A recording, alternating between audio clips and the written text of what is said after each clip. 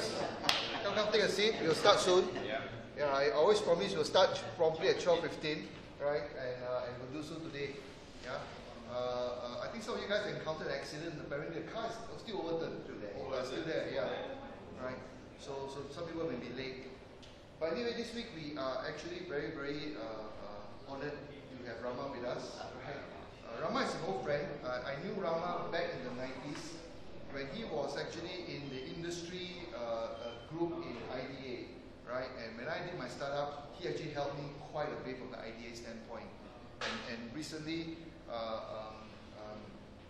Rama started together with a friend of his, right, CIO Academy, looking at, I would say standard, I'll let him explain what it's all about, right? But I think it's important for us as tech entrepreneurs to actually understand what resources we have outside of what we do, right?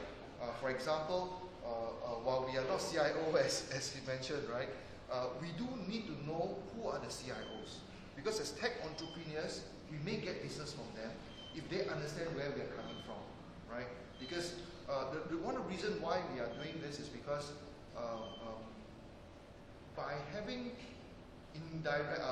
informal relationship, right? When there's a presentation, it's not buyers versus seller.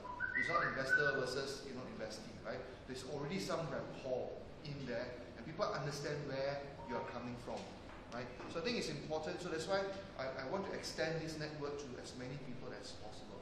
So without further ado, let me invite Rama to share. Thanks, Rama.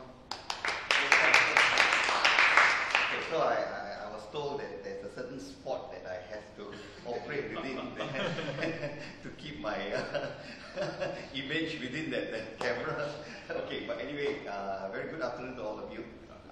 As Chuck has mentioned, yes, call me Rama.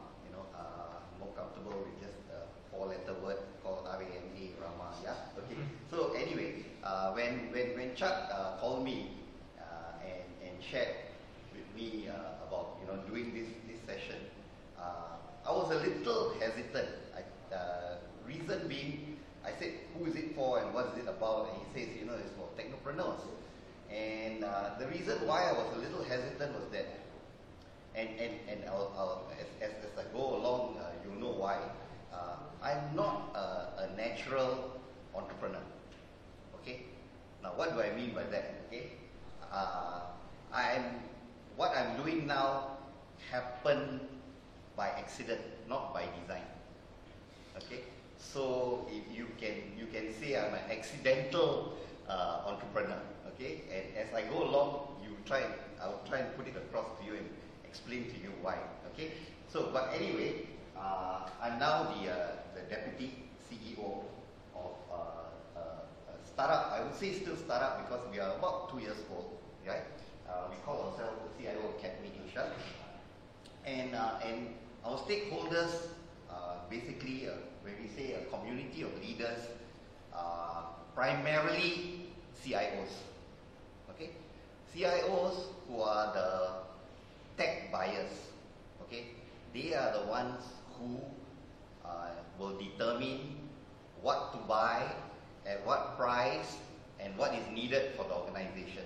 Okay, so they actually are a very important aspect of the whole equation where we have the tech suppliers, i.e. probably most of you, right?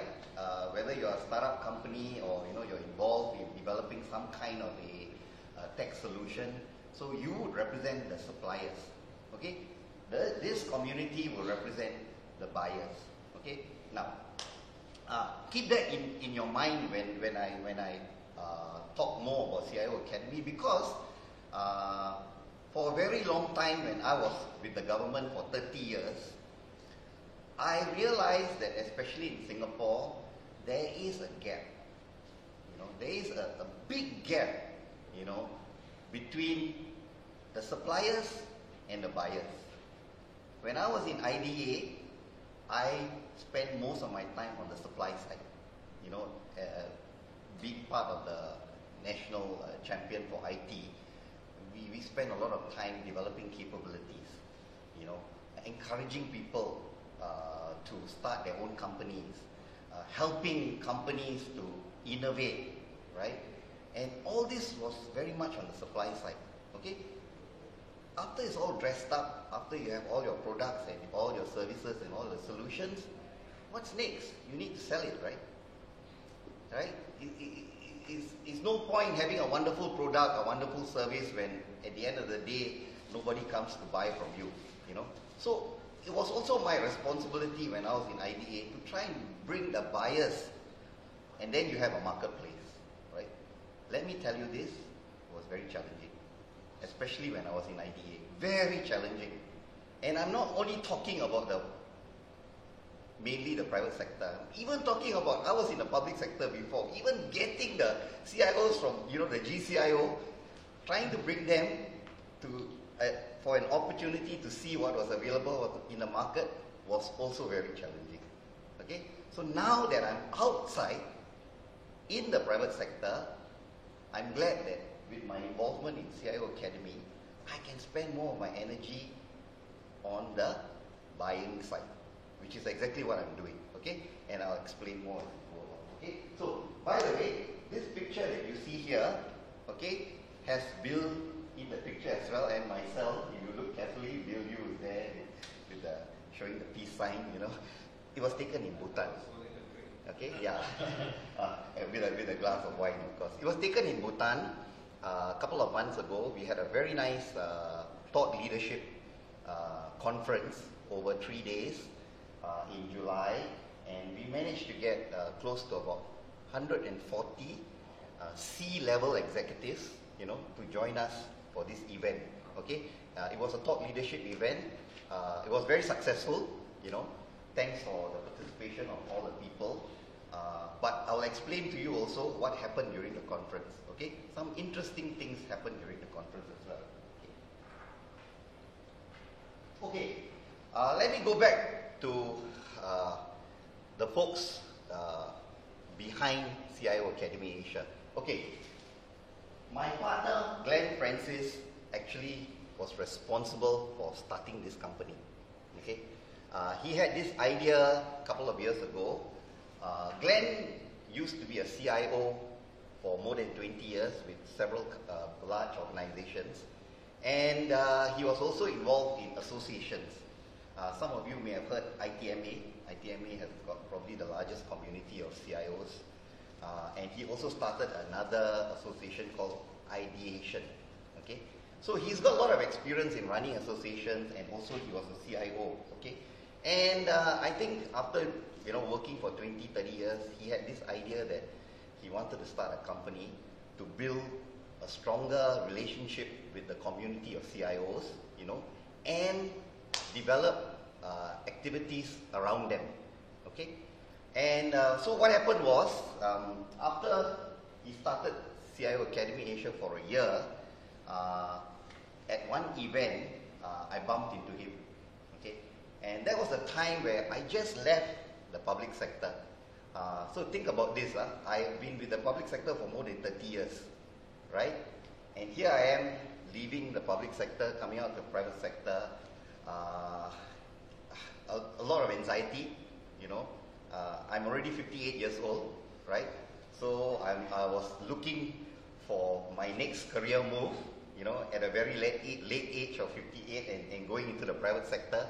So I took the safe route, right? So when I left the public sector, I said, look, I'll just operate as a consultant, a solo consultant. By the way, I'll show you this interesting card of mine. And this is the card that I had, with me when I first came out, as a consultant. I had this caricature of myself.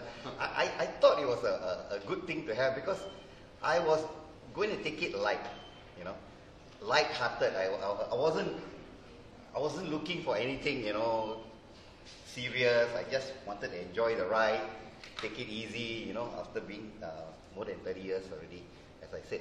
And I had a couple of projects as a consultant. I was fortunate because when I was in IDA, I had a lot of opportunities to work with foreign governments.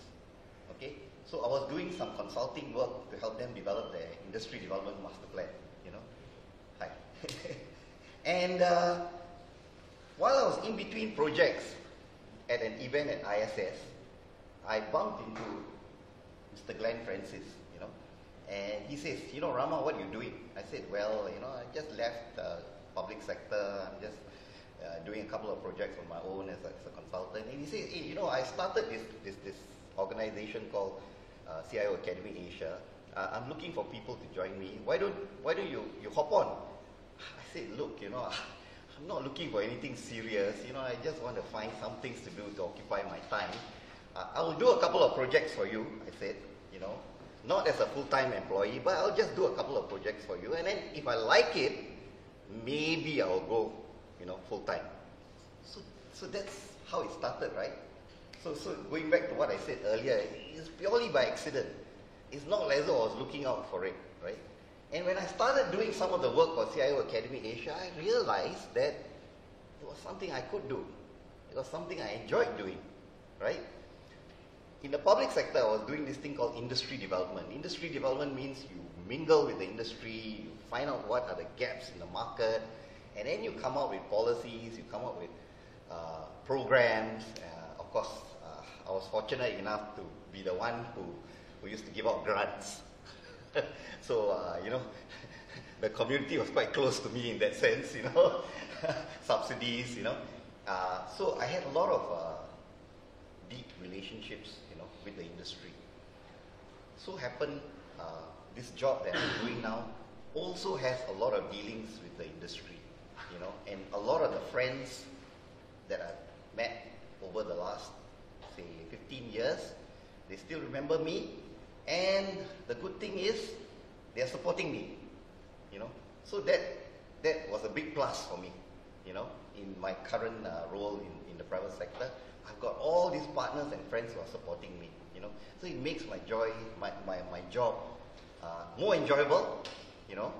I'm enjoying this ride, you know, and I'll share with you my reflections so far. It's been about a year since I've been on this job, you know. So now, what is CIO Academy, right? It's basically a thought leadership company.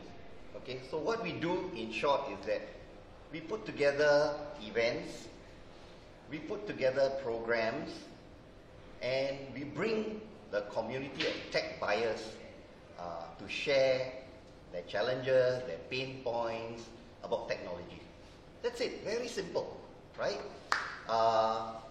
It's no rocket science, you know, but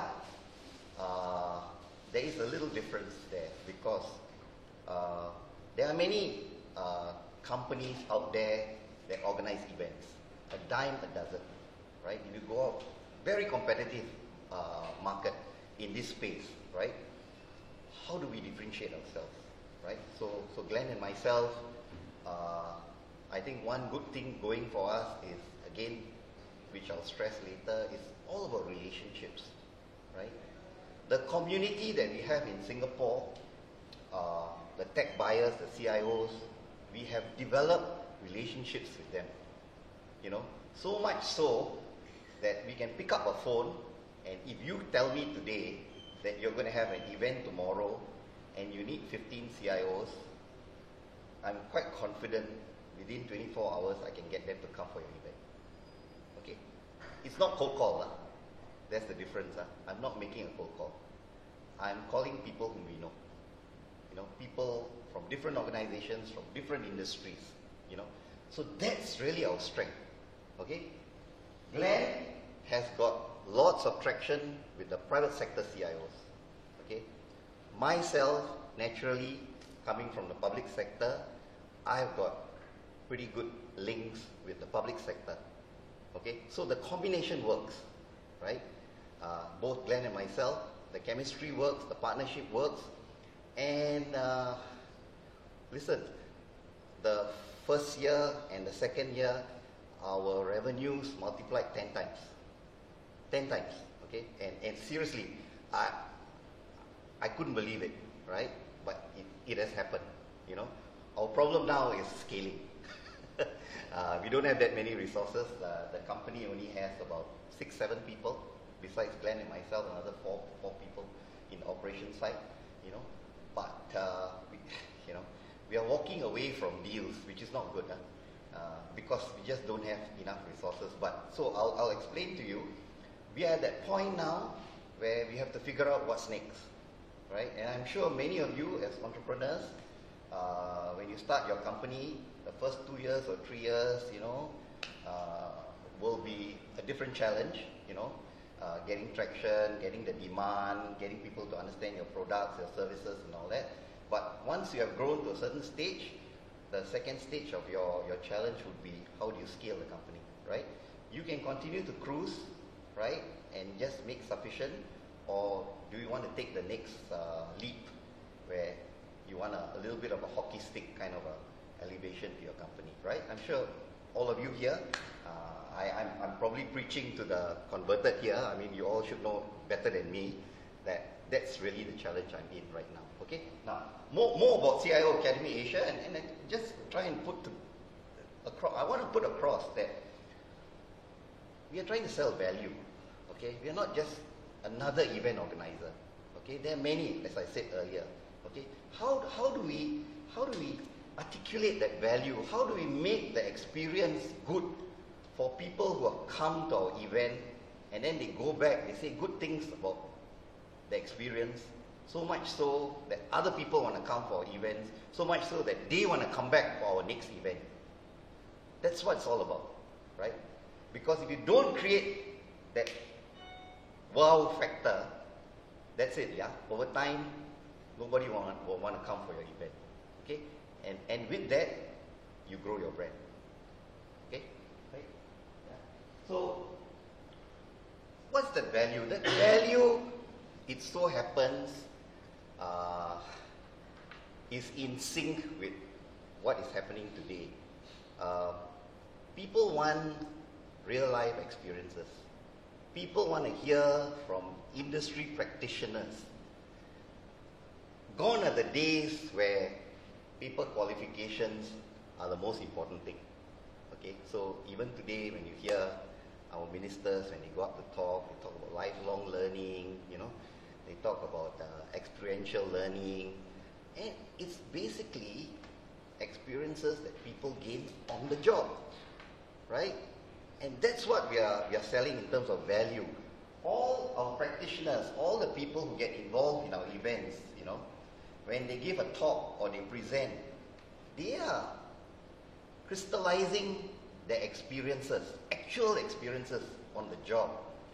And they're trying to put that across to the audience to say, this is what I'm going through, these are my pain points, these are my challenges, this is what I did, and I'm sharing it with you because I'm quite sure at some point in time you will be also going through what I'm going through, and I hope that by sharing with you, you can go back and maybe use some of the techniques or some of the solutions that I've used during my work.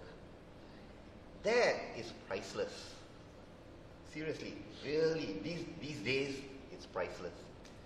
Invaluable. People will pay to listen to practitioners sharing their stories, and that's the value that we are selling.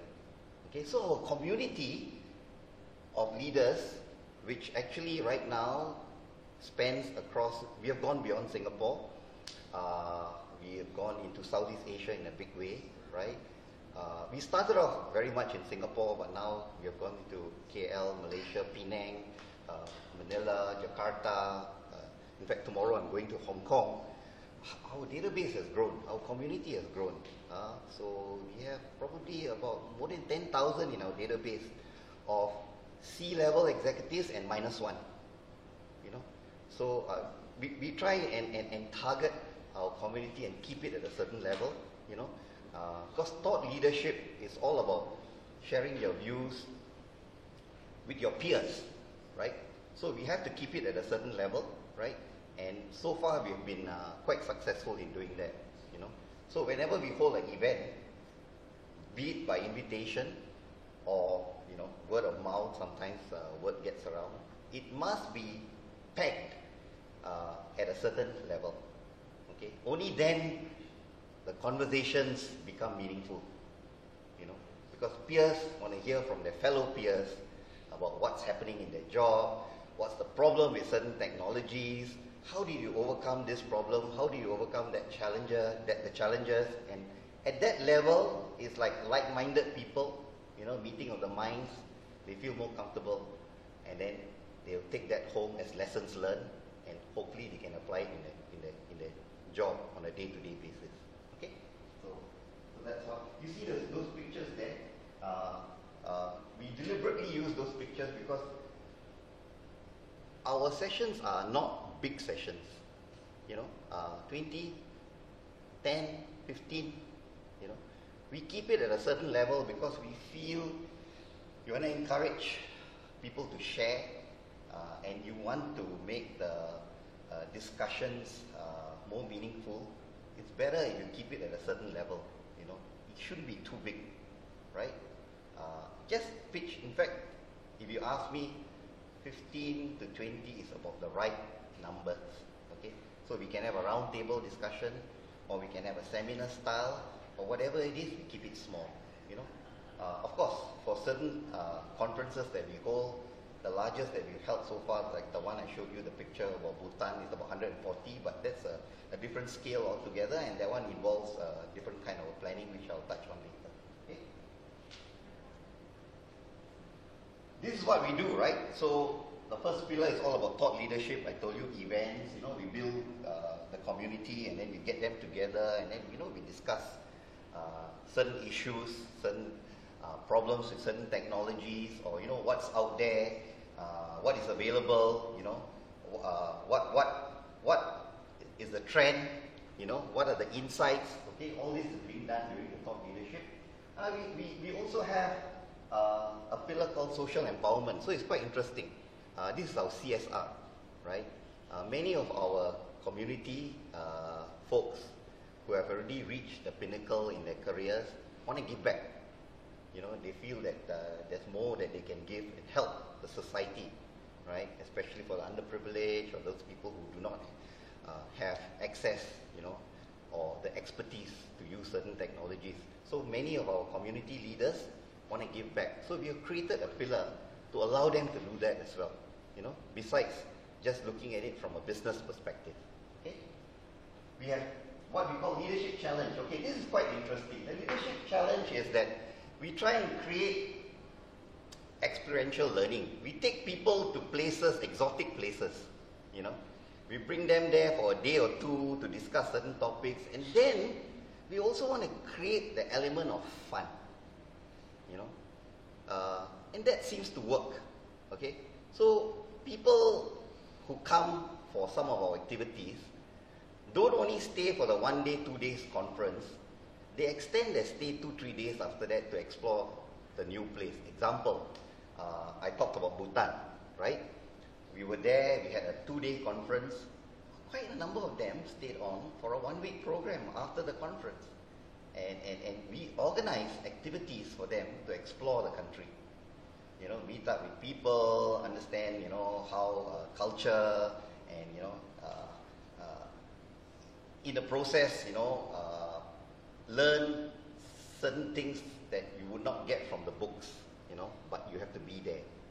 So the whole, it's a package. Okay? The conference is only one part of it. The other part that is also very attractive to many of the participants is exploring new experiences, new countries, new culture. Okay, so we have that element also built into our thought leadership, right? Especially when we take people out of Singapore.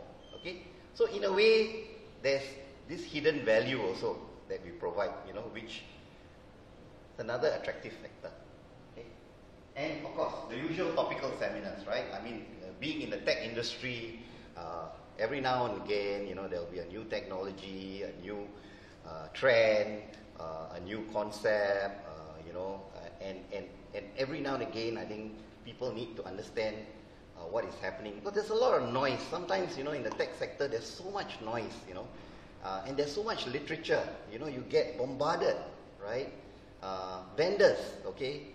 In fact, I try not to use the word vendors with my CIO community. I said, they are not your vendors, they are actually your partners, okay? And when I interact with the suppliers, right? I tell them, look, try and understand the psyche of the CIO, the DNA of the CIO. The CIOs, in a way, are always being bombarded on a day-to-day basis by all kinds of folks wanting to sell all kinds of technology to them. Okay? So much so, some of them go into their cave, you know, and leave their -1 staff to deal with it before they get involved. Okay? So there is a certain way of engaging them. You know, it has to be in a very subtle way, not in a very direct way, right? But when you deal with the CIO community long enough, you realize they can be engaged, but they must be engaged in a certain manner. Okay? And some of which comes under some of the events that we put together, like thought leadership now. So what's our business model, right? At the end of the day, so I'm sure that's on your mind, right? So you know, you do all this, so who's paying for it? You know, how do you make your revenues? Okay, at the moment, our business model is strictly on sponsorships. Okay, so sponsors like what we are doing, they think the event is attractive enough, they think that there will be a lot of CIOs involved, they put in a certain sum of money. Okay, we have different sponsorship levels, so at least they can be involved. But when they are involved, we are not selling their product or service. I'll be very frank with you. We don't allow the folks from the tech companies who are involved to talk about their product and service. You want to talk technology, you can come and talk technology, but don't push your product or service. So it's done in a very subtle way. At most, you get your logo there as a sponsor. Everybody knows that you've been involved in sponsoring the event. You know, in fact, some of the CEOs of the tech companies can even be involved in the panel discussions that we have in our events, you know, and they are being subjected to queries and questions about what they are doing and how it will help, you know, at the end of the day, what value are you selling, you know, and not so much just dangling your product and service. Okay, so this is what I mean by engaging the CIOs, right? Not directly in terms of what you have to offer, but rather getting involved in a conversation with them, right? And trying to put across your value proposition in such a way that they'll have a better belief in what you're selling. Okay, right? I know it's easily said, no, it's not so easily done, but if you work along these lines, I think you have a better element of success as compared to just giving them a brochure or, you know, doing a cold call or engaging them directly and just talking about your product. It doesn't work. They'll get turned off, and that's it. You know, they won't even bother to meet up with you to find out more about your product. Okay, so these are how I would say these are manifestations, okay, of opportunities to engage the leadership in technology, to try and get them to understand more about what you have. Okay? So we have broadly classified our offerings under what we call the 3 E's, right? Engage, enrich, and empower. Okay? So going back again to the kind of events that we have, we create opportunities to engage, exchange ideas, right? A lot of case studies, yeah? It's important, you know, when you do experiential learning, where you share, you know, by seasoned CIOs, they always like to hear case studies. And case studies, not necessarily only successful ones, even failures, because from the failures you learn, right? So all this is being shared during our various platforms. Enriching, well, we do have panels of CIOs who have gladly offered their services to be mentors. Okay, so quite a number of them have clocked like 30, 40 years as a CIO, you know, and now some of them are semi-retired. We have a large panel of them, and whenever, you know, maybe like SMEs or organizations who do not have a full-time CIO, we can engage these people as mentors, you know. So we have coined this term, you may have heard of it, I'm not sure, CIO as a service. Seriously, you think about it. not all organizations can afford to have a full-time CIO, right? So maybe you need the CIO to come in like once or twice in a week or in a month, you know. Of course, you have your IT team, but you may need some sound advice from a CIO. They can offer it as a service. Think about it, it's something novel, but it works, you know, and it comes from experience, you know, people who have earned 3-4 decades, you know, of doing that kind of work, right? So, and then empowerment, right? So, it's more the CSR part where we empower our CIOs to provide mentorships to youth or to help the youth, you know, help the underprivileged, you know, and provide a service, give back to society. Now, on the right is something that we are very proud of, considering that we're only about 2 years old, you know, we've done quite a number of events, okay. We've got quite a number of advisors on our board, okay, right? People who want to be associated with us, okay. We put them on the advisory panel because every time we do something, we seek their advice. We ask them whether, does this make sense to you? If not, what should we do, okay? So, that's something that I think startups also can think about, you know. It's always good to have a board of advisors, okay? It may not be formal, you know, because, you know, formalizing it is not going to be very easy. You probably want to formalize it later when you start growing to a certain stage where you're more matured. But in the early stages, you can have very informal relationships with advisors that you can pick up the phone or, you know, take them out for a drink or coffee or a beer and just get the advice from them, you know, about what you're doing and whether it makes sense. Okay, so we have quite a number of advisors, right? And of course, our partners are very important to us, right?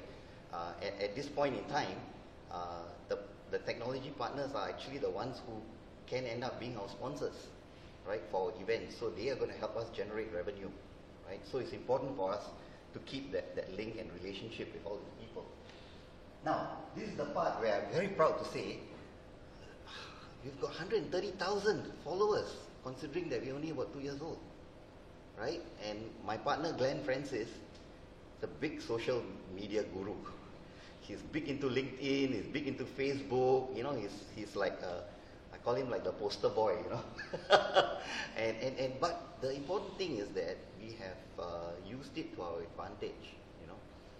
Every time we get involved in certain initiative or activity, we make it a point to take pictures or, you know, to write about it and boom, post it either on Facebook or on LinkedIn, and, you know, and it has a tremendous effect on people, you know.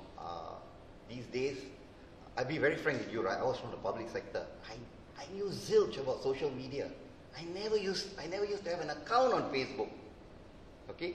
But of course, after leaving now with CIO Academy Asia, I'm beginning to understand the power of social media. And it's not an expensive tool. It's almost free. But if you use it correctly, you position it correctly, and of course now I'm beginning to understand there's a science behind it. It's not just a matter of just posting. You know, I'm beginning to learn that there are certain times of the week, certain periods where if you post, you get more people looking at what you're posted, what you have been posting. How do you grow your links with other people, like in LinkedIn? I mean, my partner Glenn has got 20,000, yeah, 20,000 community following him, you know, on LinkedIn, and that's huge, you know, all over Southeast Asia. So every time you make a posting, somewhere out there is looking at it, and he's learning about your organization, and he's learning about what you're doing, right? It's digital marketing, right? So we are big into social media, and I'm quite sure many of you here who've got your startups or, you know, who are going into entrepreneurship in a big way, right, are also doing that. But my advice for you is that use it to your advantage. Learn as much as you can about how to be more effective on the social media platform, and the benefits will be there. You'll reap the benefits, okay? Like what we are doing right now. Okay, so, you know, these are just illustrations of the engage, you know, the enrich and empowerment, these are the various, like for instance, the picture in the center, right? The chairman for CA came to Singapore, and they engaged us. They said, look, he gave a wonderful talk in Davos about the apps economy. I went onto YouTube, I saw the talk, I thought it was a very, very nice talk. And when he came to Singapore, he said he wanted to engage really high-level C executives in Singapore to share, what he spoke about in Davos. And we put together a wonderful round table. We had people like Jacqueline Poh, from GovTech now. She leads GovTech. We had Robert Yap, right? These are all people who are, quite reputable, quite well known in Singapore, and they were interested to come and listen to him, And we moderated the session. It was a wonderful session, Of course, they had very nice dinner, right? But the conversations that took place was wonderful. I learned a lot.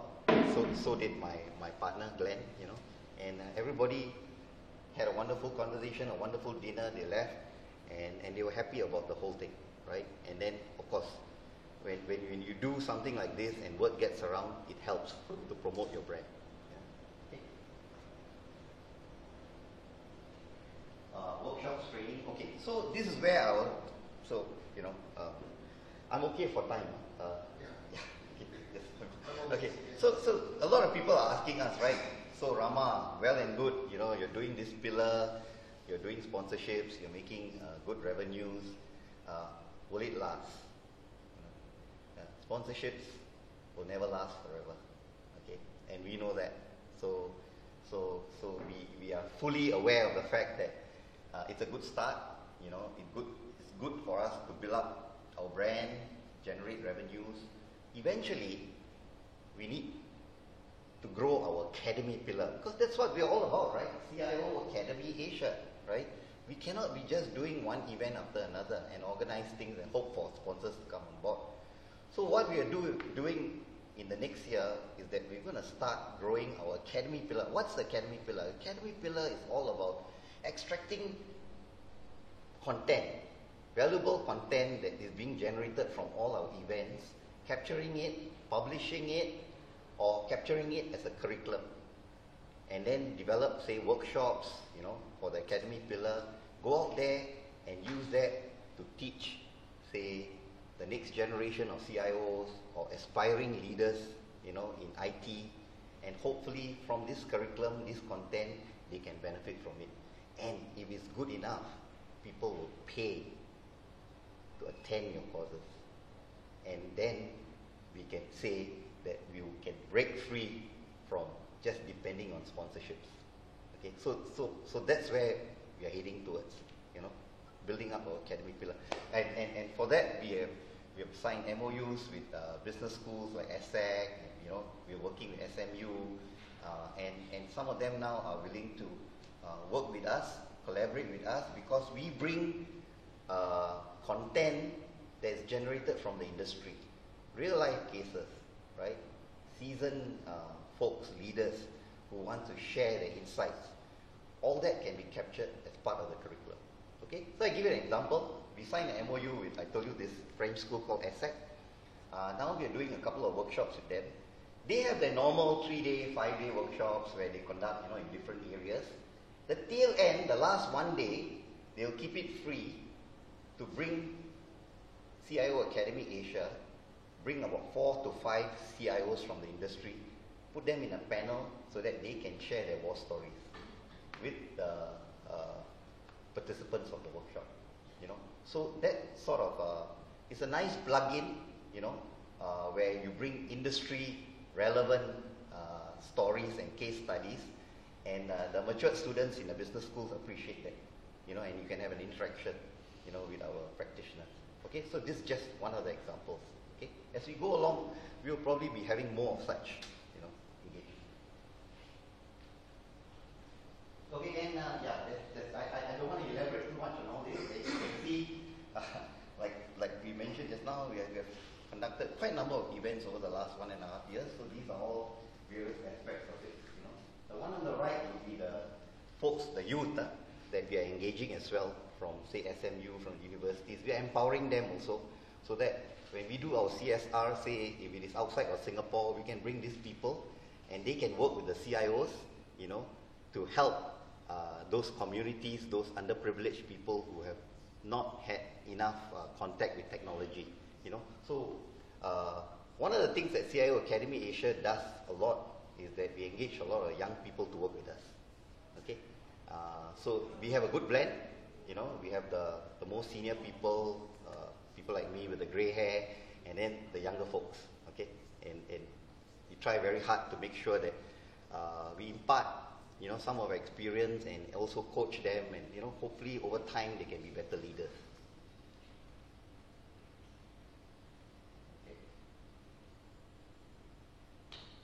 Okay, I don't want to elaborate too much. I think along the way I have mentioned to you. In short, it's all about value, right? If you don't, you know, have a good, unique value proposition, then you know, you'll never be able to grow your brand, and you'll never be able to get more people to be interested in working with you, right? So that's what it's all about.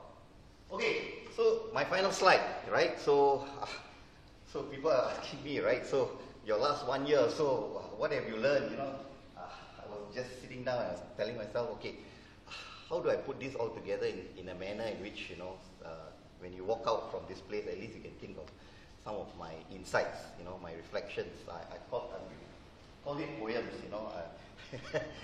Poems, you know, poems is basically something that has a lot of feelings, you know, something that you can share when you put it down. So this is what I come up with, right? So in the area of poems, each letter means something, right? So this in a nutshell is what I think has helped us, CIO Academy Asia, to be where we are today.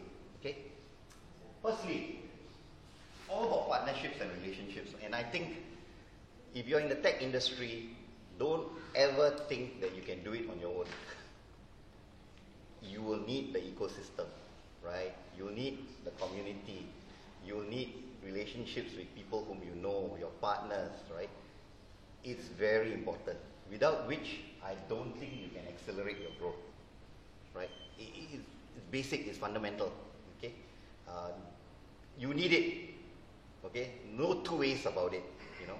And we have leverage on this in a big way, okay? And as I said earlier, both Glenn and myself, we've really spent a lot of time with our community. We have leverage on our past relationships, and we are building new relationships, okay? And likewise, I think for you, if you're starting your own company, or if you're halfway there, or, you know, maturing your company, this is the best way to accelerate your growth, okay? Right? Leverage on other people and people who you know. Right? Overseas expansion, I think, again, you know, I don't need to probably be preaching to the converted here. I mean, you got to have a game plan. Our plan was very simple. We just wanted Southeast Asia first. Yeah, we have consciously left out China and India because I don't think we can, at this point in time, with the resources that we have, we may not be able to swallow it. So let's take it one step at a time. Let's just go places where it's close by, Southeast Asia, and I think we're beginning to gain some traction there. We'll see what happens next. Okay, so you must have a plan, right? And really, you know, experience, no doubt about it, it counts. I mean, people can say, yeah, you know, I like to have a company where only young people, because, you know, it's technology, it's new technical stuff, the older folks don't know about it, you know, they are you know, people who, you might as well put them in a museum and all that. I don't buy that, okay? I tell you this. Look, I was from the public sector, right? So now I'm in the private sector, right?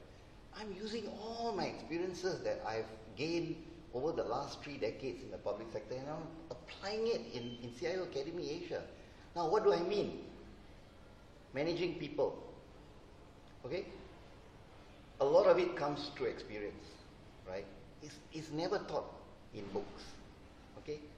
How do you deal with different types of people? How do you motivate them? How do you get the best from them? How do you ensure that they work well as a team?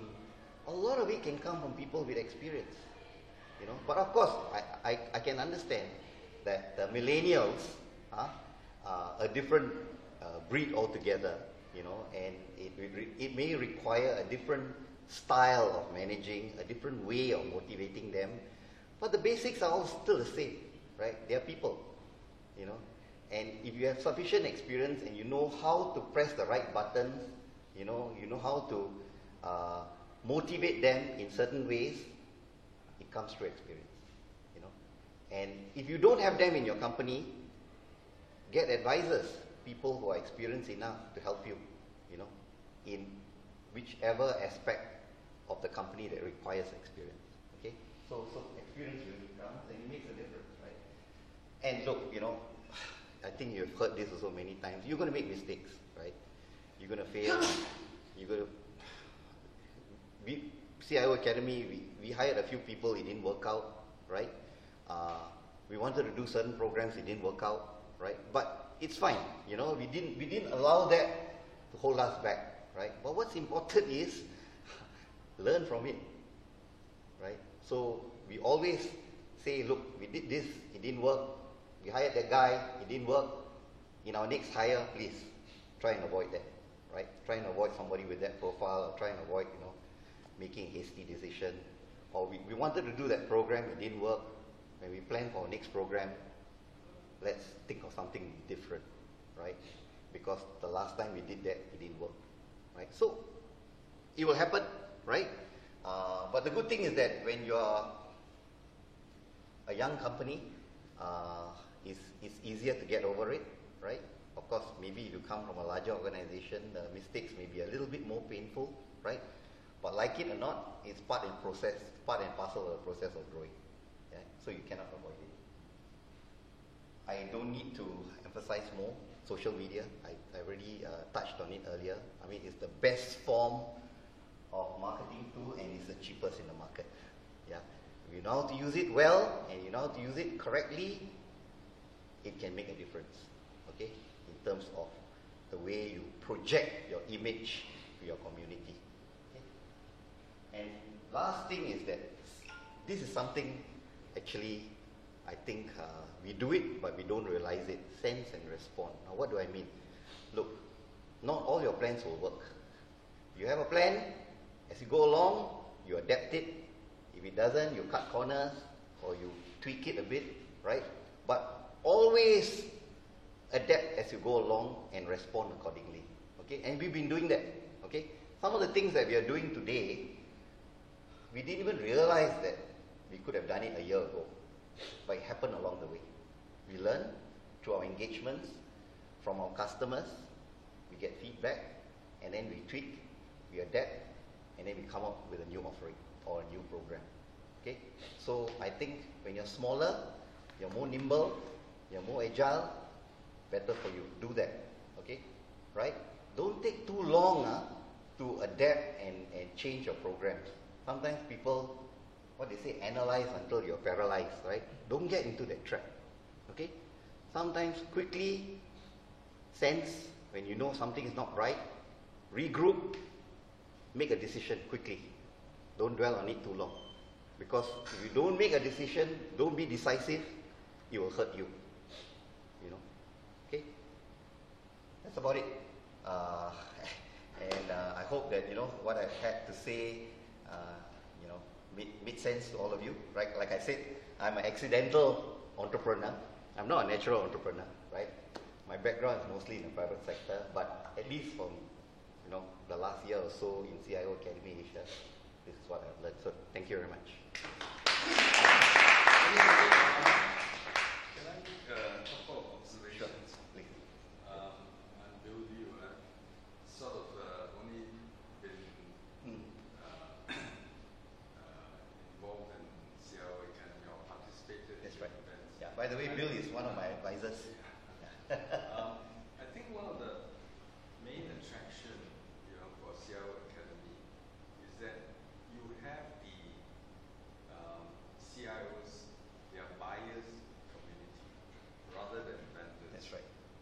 If you have vendors, they are less willing to share. Right? The IBMs and the you know, digital or the, you know, they would not want to share Yeah. some of their Some of it are like restricted So I think this is a That's right. natural audience to, Yeah. to Right. leverage on. The other one is that why is it attractive is, you know, a lot of the vendors they are willing to sponsor is because, you know, it's not easy to get to know the Get access to CIOs. the CIOs. Yeah. And the fact that if they just participate, right, even without, you know, presenting, Yeah. they get to know the CIO. And they can build a relationship. And later on they can, Yeah. you know, make use of that. Absolutely right. So that is really, Yeah. and the third thing is this 100,000 Yeah. names, right? CIOs at Yeah. C level. Yeah. I think that is a gold mine. Yes. And the question is, how How do you harvest it? harvest, but Yeah. without, you know, Being in their face. in the Yeah. face Yeah. and being sort Right. of, Yeah. you know, too obvious. You're absolutely right. Yeah. And I think the last point is that I noticed the reason why you're able to progress so quickly is really the, you know, Glenn and yourself. Yeah. I'm not trying to Sure. Yeah. praise you too much. Is the charismatic leadership, and also when you organize event, is to make it fun. Yes. Right? Yeah. The fun Because element must be there. you know, CIOs don't want to go there and just, you know, day in, day out be loaded with, you know, lectures and all that. Right. So I call it edutainment. Edutainment. There is education, there's entertainment. Yeah. That's And right. the fact that you guys can find a venue and Yeah. have activities organized around it. And the venue of Bhutan, Yeah. as most of you know, is supposed to be the world's happiest nation. They go on gross national, gross GHI, Gross national happiness, GNH. Yeah. Gross happiness. Gross index. that. And most CIOs to find out why are people happy, what makes them happy. Right. So that's another Yeah. you know, Right. attraction of getting people there. Right. Yeah. So this is just a few points to add. I have a question. Right. What does the CIO think of the startup community? Because Okay. I think being CIOs, they're Sure. going to be in a larger organization. Right. Yeah. The startups are usually are smaller and more nimble. Yeah. Right. Any Actually, very good question because the whole perspective from a CIO's point of view towards startups, I think has changed. You know, if you had asked me, say 5 years or 5, 6 or more than 5 years ago, most of the CIOs will say, look, you know, don't bother me until you have a matured product or a matured service, then I will start to look at what you have. Now, the situation has changed. Now, many of the CIOs know that they can innovate faster or they can learn with better ideas and better concepts from the startup community, and they must find a way to engage them. Okay, now what do I mean by find a way to engage them? CIOs also have difficulty trying to have a direct engagement with startups. Okay, because as I said earlier, especially in the technology space, sometimes they say there's a lot of noise. There's so many things happening there. They need to have somebody to help them create this engagement. You know, so I think probably ACE or maybe even SCS or SITF, or in fact even they're asking us now, CIO Academy, hey, can you create platforms where you can pick, say, 10 to 12 really good startups with good ideas, good, you know, technologies, good solutions, and then create an opportunity for the CIOs to come and engage them. Okay, so I think there's an opportunity there. It's how we can do it. How can we create that platform? Right? They are more open now. Yeah. Right. Any other question? Yeah. So I have a question. You asked how CIOs can engage startups. Reverse way, how startups get involved in the CIO Academy Asia ecosystem Yeah. to be part of how you are engaging CIOs. Yeah. Going through I want to say going through the learning in Yeah. You. because I think the startups are still too small in many cases. But I think there is value in engaging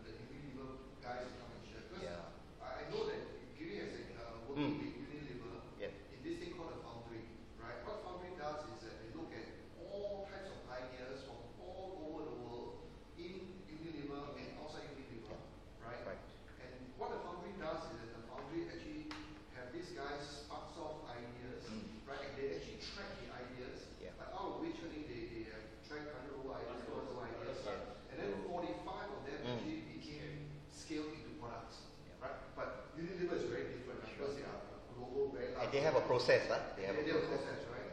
So maybe But there's something. actually, they have done a different process Yeah.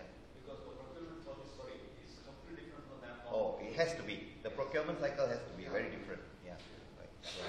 Yeah, so Yeah. those are thoughts, those are Yeah. thoughts. So anyway, good question, because even in CIO Academy Asia now, as I said Chuck earlier, that quite a number of the CIOs are also asking us to say, hey, how can we bridge the gap, you know, so that we can get access to understand more about what the startups are offering. Now, you know, a lot of people actually these days they conduct like study trips where you go to Israel or you go to San Francisco or in places like this, and inevitably they get to meet with startups. Okay, now why don't you take that and invert it to just the Singapore market? I mean, likewise, CIO Academy Asia or any other agency wanting to do this kind of business can actually play that role of filtering the best of the breed, right, and conduct tours, right, and bridge the gap. I mean, that's just one way. The other way is that now we are talking to the folks from Singapore Exhibition Services who do Community Asia every year. We said, look, besides just the usual big guys in the exhibition hall, why don't we create a space where we will do some research, some homework along functional lines, say under HR, under finance, or any other, like under marketing. We find the best of the breed startups for you, and we put them together. And then we invite the CIO community to come and engage them. I mean, these are just channels where you can create more opportunities for that meeting to take place. I think that's, really the biggest challenge for startup. When you create something, how do you reach out to your potential Yeah. user? It's always the most difficult. And what, some of your investor or advisors do is connect you with people that they know. Alright, so if they know some CIO in a particular industry which you want to service, so they connect. So if you wanted to do it a more formal way, is for you to participate in some forums. Right? So for example, Singapore SITM, right, they have a Jumpstart program. So what they will do is bring all the startup, under the Jumpstart, and then invite the SITM That's right. members, which are also the buyers, but they are vendors, to actually come and engage these people. Right? Or maybe CIO Yeah. Academy, through CIO Academy, you can organize just a startup forum, Yeah. and then invite the And then CIOs. invite, yeah. So those are some we of the create ways that channels, Channels, yeah, for this yeah. to happen, the connection, Correct, yeah. based on relationships and all that. Yeah. So you're writing on CIO is -1 level, right? Which is very important. Even -1, yeah. Because the way Those people are very important because they are the ones who are actually doing the actual evaluation, Right? and they are the visionaries. Yeah, that's right. Yeah. Okay. All right, hey, thanks a lot. Oh, no problem. Really appreciate it. Very enjoyable. All right, we'll end the session today, right? But I think today I'm actually experimenting on organizations and different organizations that the startup can involve and should be involved with, right? Maybe looking down from this, right? I may invite the other organizations to also do a presentation like SITF, and maybe even I'll do a presentation of what STS is all about, right? Because I think other than just working with the technopreneurs itself, right, we should actually do a lot more externally and doing the networking, right? Pizza is here, right? So I thank you guys for coming again this week. We'll see you guys next week. Thank you very much.